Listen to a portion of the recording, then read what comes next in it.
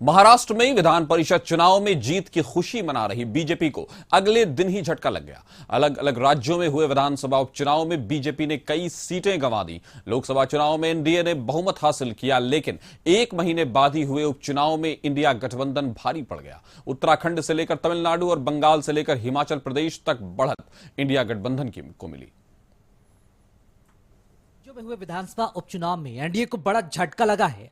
BJP के नेतृत्व वाले एनडीए को सिर्फ 2 सीटों पर जीत हासिल हुई है, जबकि इंडिया गठबंधन ने 10 सीटों पर कब्जा जताया है। बीजेपी को मध्य प्रदेश की एकमात्र सीट पर हुए उपचुनाव में जीत मिली है, जबकि हिमाचल प्रदेश में 2 सीट कांग्रेस और 1 सीट बीजेपी के खाते में गई है। वहीं पश्चिम बंगाल की सभी 4 सीटों पर टीएमसी उम्मीदवार की जीत हुई। पंजाब की 1 सीट पर उपचुनाव हुआ, जहां आम आदमी पार्टी का उम्मीदवार जीता। बिहार में दोनों गठबंधनों को मात देकर निर्दलीय उम्मीदवार ने जीत दर्ज की, तो उत्तराखंड की 2 सीटों पर हुए उपचुनाव में कांग्रेस उम्मीदवार की जीत हुई, जबकि तमिलनाडु की 1 सीट पर डीएमके का उम्मीदवार जीता। बीजेपी विरोधी इसे आने वाले चुनाव नतीजे की झलक बता रहे हैं। मोदी जी के पॉलिसी के कारण पूरे देश में आक्रोश है और गुस्सा है, उसी का इजहार है।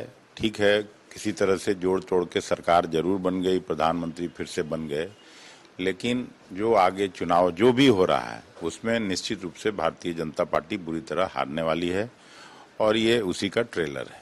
11 सीट पे इंडिया गठबंधन जीती है। मैंने पहले भी कहा कि लोकसभा में भी ये हारे, विधानसभा में भी हारे, आप इसको समझिए। और ये जो इसको इस रूप में मत देखिए कि एनडीए या इंडिया गठबंधन जीते। ये इंडिया गठबंधन का सवाल नहीं है, ये संकेत है महाराष्ट्र, हरियाणा और झारखंड का चुनाव का। चौंकाने वाले नतीजों की बात करें तो बीजेपी उत्तराखंड की दोनों विधानसभा सीटों मंगलौर और बद्रीनाथ में उपचुनाव हार गई। इन दोनों सीट पर कांग्रेस के उम्मीदवार की जीत हुई है। लोकसभा चुनाव में अयोध्या और चित्रकूट और अब विधानसभा उपचुनाव में बद्रीनाथ में बीजेपी की हार पर विपक्ष का कहना है कि बीजेपी के झूठ का बुलबुला फूट गया है और वो लगातार धार्मिक स्थलों वाली सीटें हार रही हैं। ऐसा प्रतीत होता है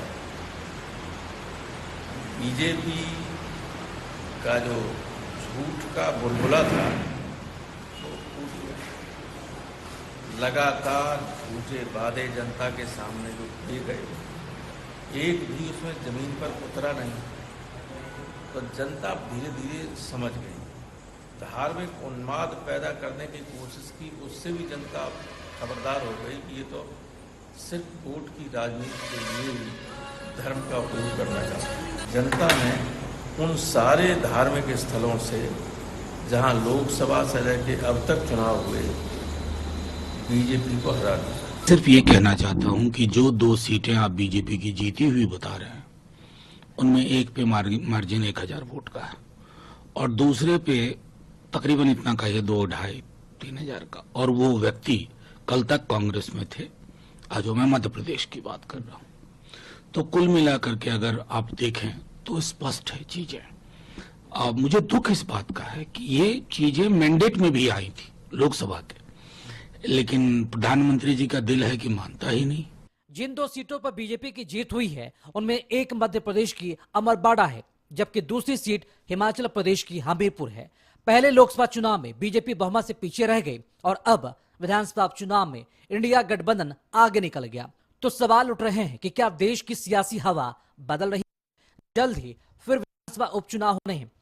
10 सीट यूपी की है तो बिहार की 4 सीटों पर भी उपचुनाव होंगे। जल्द ही महाराष्ट्र, हरियाणा, झारखंड और जम्मू कश्मीर में भी विधानसभा चुनाव होने हैं। देखना होगा इन राज्यों की जनता किसे समर्थन करती है। ब्यूरो रिपोर्ट, कशिश न्यूज।